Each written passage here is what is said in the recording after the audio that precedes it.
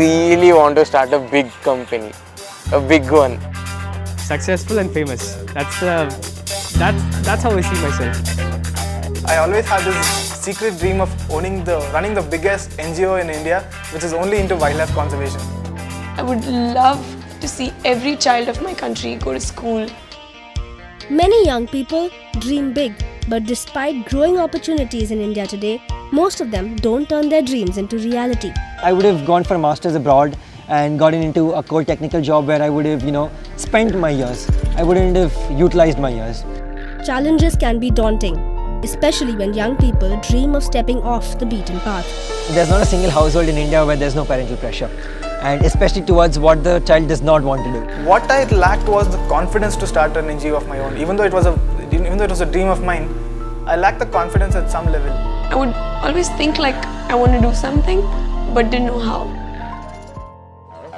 But today, the non-profit National Entrepreneurship Network, or NEN, is leading a revolution across hundreds of campuses, helping many find a way to overcome these challenges. I think through entrepreneurship and through ESL, it's made me realize that I'm destined for a completely different path. For many like Harsh, entrepreneurship education is emerging as a way to achieve their dreams.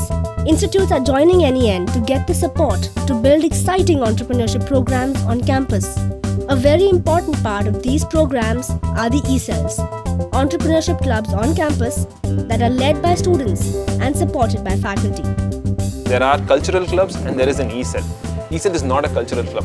It's not a place where you are supposed to do events. It's a place where you're supposed to learn, you're supposed to ideate, you're supposed to understand how entrepreneurship is possible. And it's very different. ESLs run a variety of entrepreneurship programs, games, workshops, activities and competitions. The ESL not only teaches you organizational skills and communication skills, networking, it also teaches you to be a leader in more than one way. And the ESL did that for me. It just brought out that whole new side of me that I never knew existed. Entrepreneurship is an addiction, right? You become addicted to it, and the whole idea, the concept, it starts, it embeds itself into you. Now you need a group to discuss it with. So the ESL team becomes the perfect group, to discuss this with, because even they are infected. Colleges without ESLs, they are missing out a lot. Lot of fun, lot of learning. In addition to what is available on your own campus, because your institute is part of NEN, you can sign up to access a variety of additional resources, from learning and building your skills, to getting help with your venture, to staying connected with your community. And all along, your best resources will continue to be the other members of the NEN community. Fundamentally, what I got out of being a part of the National Entrepreneurship Network was the network part of it. Network with a lot of entrepreneurs, network with a lot of like-minded people. And if you speak to any entrepreneur and tell him that I am a part of NEN, you automatically get at least 5 minutes of fresh time. NEN is a big family, so it does not matter if I did shift from Mysore to Bangalore. There's always someone a phone call away.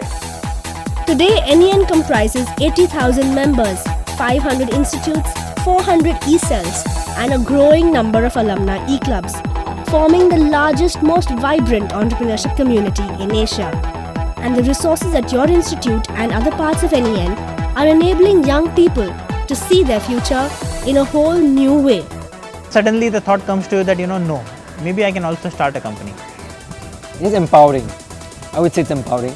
I can influence people, I can make people listen to me, I can mobilize resources, I feel empowered, I feel like I can do anything in the world. I think it's very, very much possible that someday I might be running the biggest NGO in India.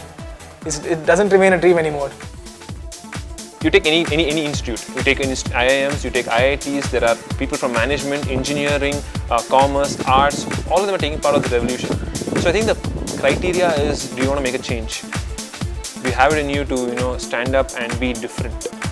I think that's what is required, and it doesn't matter if you have a BCom degree or a BTech degree or even have a degree at all.